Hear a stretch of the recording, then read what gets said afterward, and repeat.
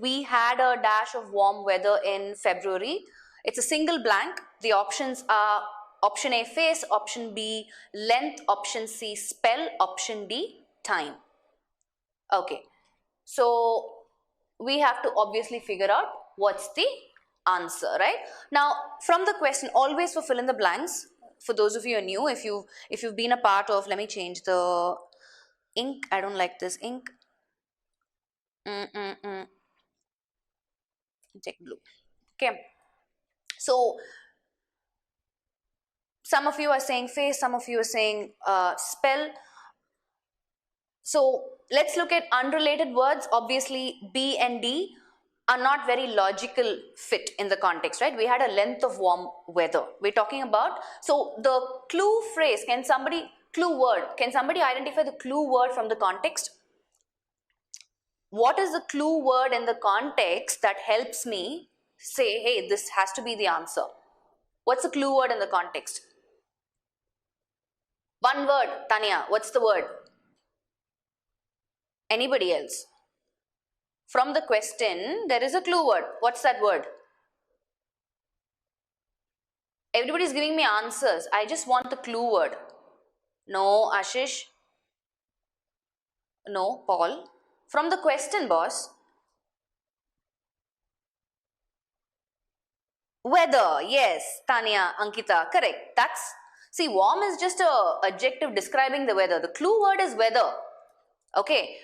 So whenever you're making reference to weather, so we have to look at all of these words. Which one of the words will go in line with weather? When we are describing weather, right, what will be the most appropriate word? That's how you need to go about it, right? So we had a phase of warm weather in February, or we had a spell of warm weather in February. Now, just so that you know, okay, usually, let's look at the difference, right? When I say something is a phase, what can I say a phase? It can be like some stage, right? Stage 1, stage 2, I am in phase 1 or phase 2 of this particular project, right? So it's talking about a distinct stage of some sort of a development. It can be of a project, of a plan, whatever, right? That's one. Or I can say it can also be of a behavior, right? This particular person is going through this phase, yeah. Maybe they are economically or financially very broke, right? That's the phase that they are in. It's a very temporary phase, right? That's another meaning. Financially, sorry. Let me just erase all this. So they are in a financially broke phase, whatever, right? So something that is temporary, it's a passing phase. It can be of describing a manner or their situation or an attitude, right? That's it. Another thing is we can just talk about some aspect or a part, right? So when I say the word face, this is what I come up with. But when I say the word spell again has different meanings.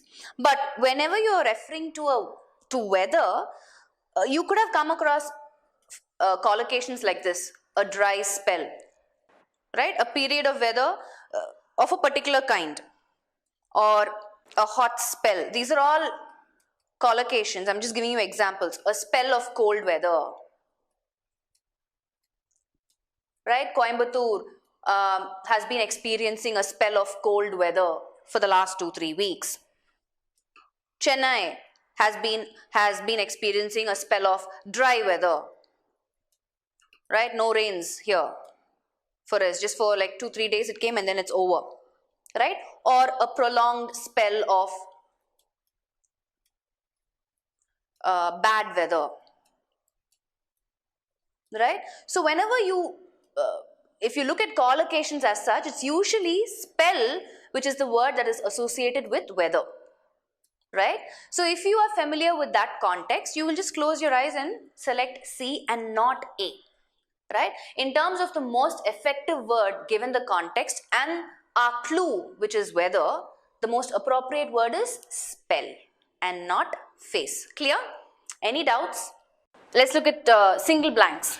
Single blanks, again, you might have 3 to 5 questions in single blanks. So let's quickly look at this. Do not dash your own personal views upon the reader. So can somebody quickly tell me what's the clue word in the context that will help me identify the option? What's the clue word in the context? There's a word in the context. Who's going to give me the word? I don't want answers. Give me the word in the context, which is helping me decide that this is the answer. This is the answer option. What's that word? The word is upon. Now let's look at quickly collocations. You expose someone or something to. Are you following? You expose to, right? So quickly come up with collocations. Use the word. Interpose. Interpose means what? To insert or introduce between parts, right? So again, interpose upon, incorrect. You express not upon, right? You express something. It's always a noun that follows express. You don't have a preposition or an adverb following express. You express something, you expose something to someone, you impose on, right? That's the collocation. You impose something on someone, right? The famous thing that we are familiar with is to impose tax, right? To impose tax on who? The people, right? Impose. Upon is just another word for on. Yeah, people. Some people try to impose their views on others, right? Their opinions and their views on others, right? So impose on. So that's why this would be the right collocation. Do not impose. Impose means what? You're forcing someone to do something by force, by exertion. Clear? This is an easy one again. Just be familiar with your collocations. You're using force or you're making something compulsory. That's when you use impose on. Like I said, you don't express upon. You just express something. Use the word express. Think of example sentences with express. He expressed his thoughts. He expressed an opinion, right? It's always usually followed by a noun. You express an opinion, right? You can express some sort of an emotion, express anger. Are you following? You can express an idea. Again, you express something to someone, not upon someone. That's the collocation, right? So, express means what? You're conveying it, right? It's basically another way of communication. You're communicating to someone. You're expressing something to someone. Are you following? Right? So, the best way to do it is, if you are in doubt, think of quickly example sentences to help you decide what's the answer. Interpose is basically to insert or introduce between parts. So, like for example, if you go for an eye checkup, right, they will kind of interpose some sort of a opaque object, right, between the light and your eye. So let me just put it in a sentence. If I say to interpose an opaque between a light and the eye, right? So basically what does this mean? You're saying you're placing something between, something that comes in between something, to intervene, to interpose something, to interject. In a conversation also, when you're talking to somebody, you can say, hey, he just gave me a call. She interrupted saying that, she interposed saying that he just gave me a call. So in a conversation also you can use that. Okay, next one, the school isn't dash from the last one. So basically there's a comparison here. You're comparing this school to the previous one. So from the given options, what will be the most appropriate option? This is again not a very difficult one. It's an easy one. The school isn't dash from the last one. More different, any different, difference, any difference. Yeah. So conversationally we know what sounds right is obviously option B. The school isn't any different from the last one. Not more different, because usually the collocation with different is very different, right? Because different itself brings in that sort of a change, or a comparison meaning is already there. So it acts more like a double comparative if I say more different. C is a noun form. I need an adjective form, right? Different is the right adjective form, because you're describing something. This school isn't difference from the last one. No, this is a noun.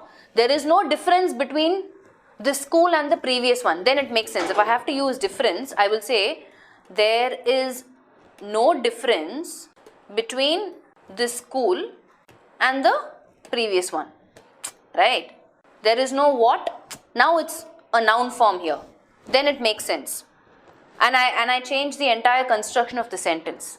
Okay? The school isn't any different from the last one. Again, difference, not in the right form.